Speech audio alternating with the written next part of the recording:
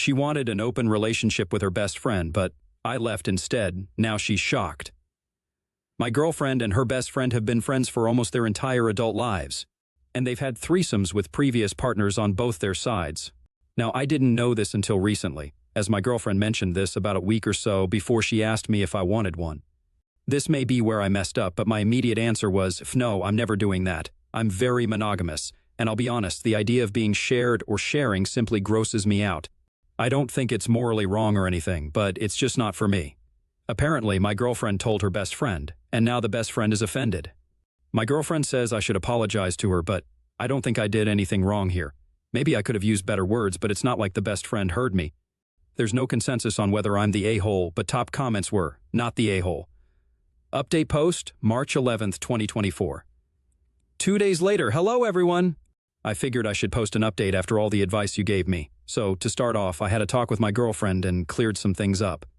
I told her I wasn't sorry for my decision or my reaction, but I made it clear it had nothing to do with her friend. I told her it didn't matter whom she suggested, it would have been a no. Something I didn't think about, which you all mentioned, is what would happen if her friend asked for a threesome with her boyfriend. The friend is single right now, so it's not a current issue. I asked my girlfriend what would happen if her friend asked. She said she thought it would be cool, as the previous boyfriends were okay with it, but after seeing my reaction, she knows I wouldn't approve.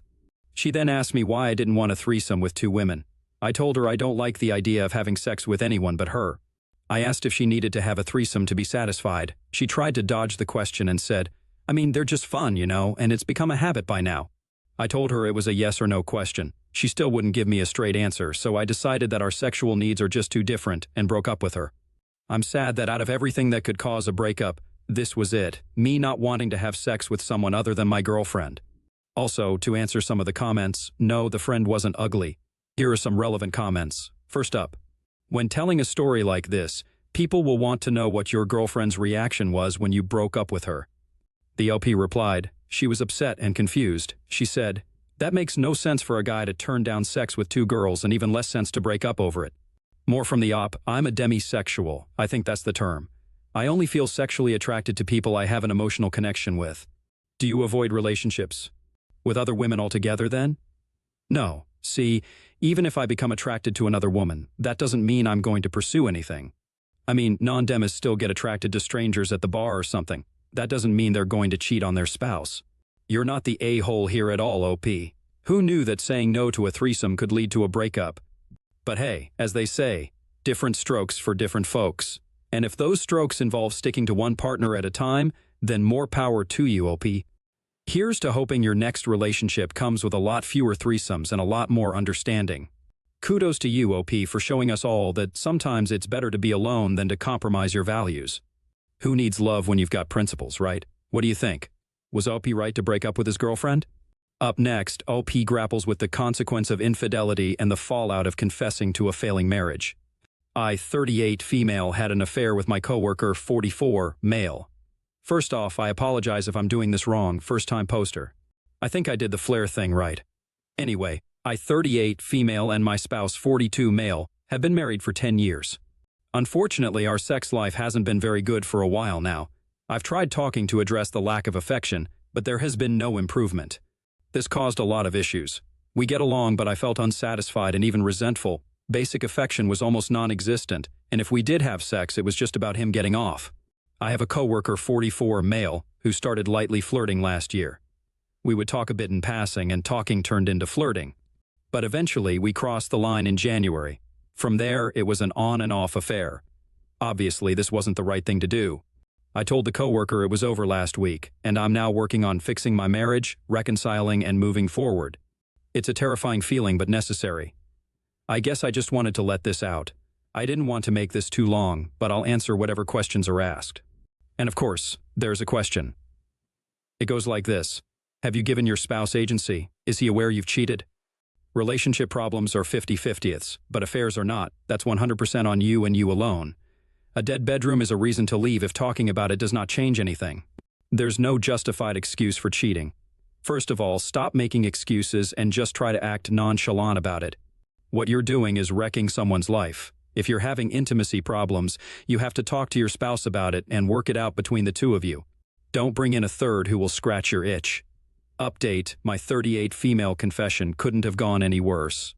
So to recap, I, 38 female, had an affair with my coworker 44 male after having a dead bedroom with my husband 42 male.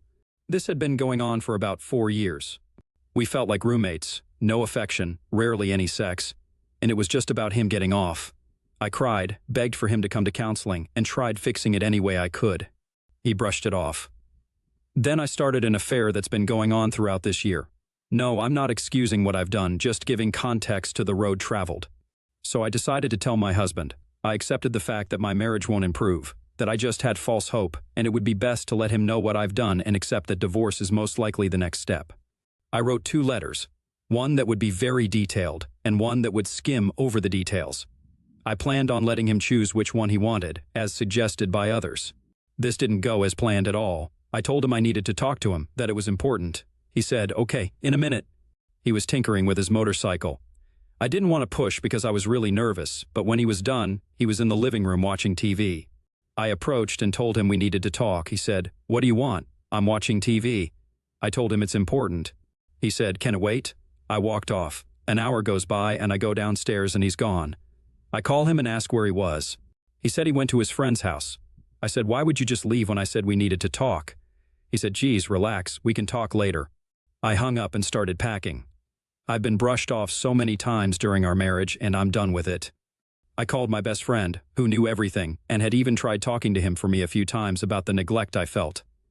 She said if I needed to, I could move in with her, so that was now the plan. My husband gets back while I'm still packing and asks what I'm doing.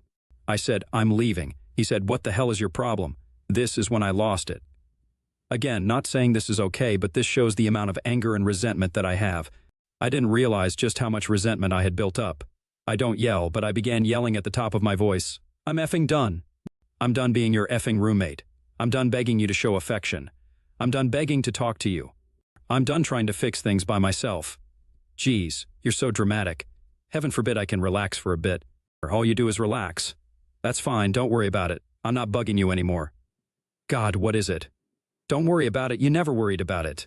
I've laid next to you crying my eyes out, begging for you to give a dang, begging you to just hold me, kiss me, hug me, hell, F me consistently.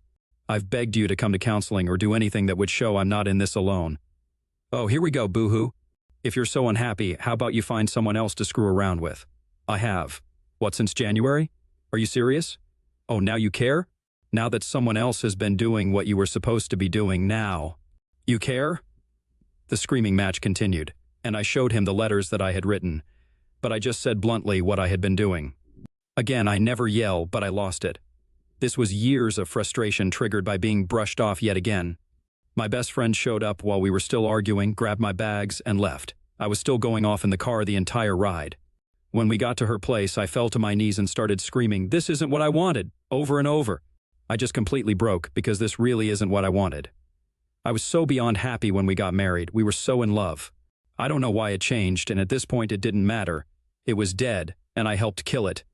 My hope died right then too. People say, "Why don't you just leave?" It was hope. As silly as you may think it was hope that things would change.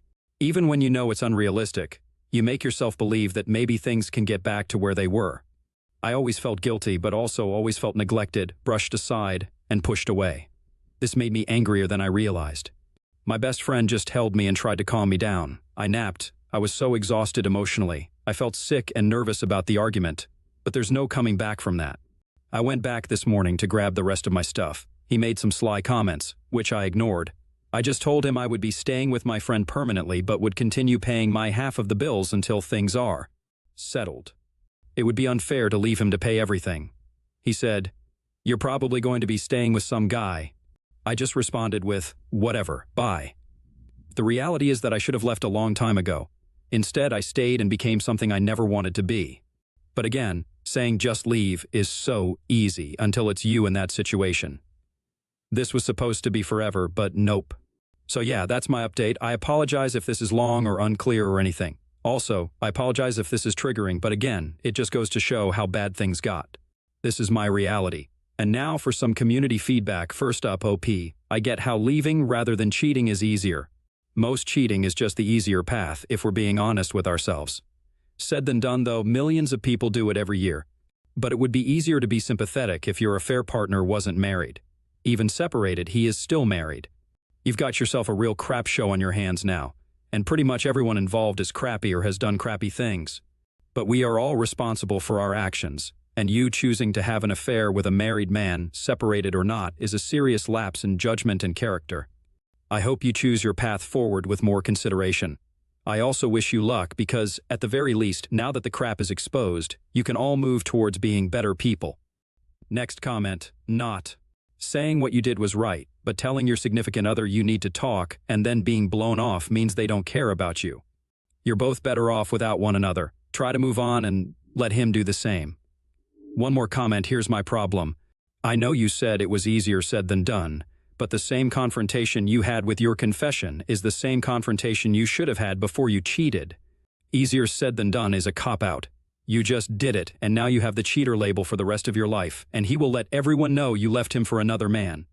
If he finds out who your married affair partner is, he will tell his wife as well, and now you just possibly ended 2 marriages. So what's easier, confronting him, telling him to change or divorce, or having an extramarital affair with lies and being with another woman's husband? Sorry, I get he was an a-hole, but what did she do to you exactly? The classic blame game, because clearly the best way to handle a failing marriage is to point fingers and assign fault like it's a game of hot potato. What's introspection and self-awareness when you can just blame each other for everything that's gone wrong?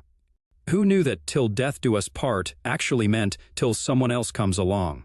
You've certainly stirred up a hornet's nest of ethical dilemmas. On one hand, you were clearly feeling neglected and unfulfilled in your marriage, and communication with your spouse seemed to have hit a dead end. It's understandable that you reached a breaking point and felt the need to confront your partner about the state of your relationship. However, choosing to have an affair as a solution to marital problems is generally not considered the right course of action. What do you make of this? Thank you for joining us today. Be sure to like and subscribe and hit that notification bell so you don't miss out on our next video. See you next time.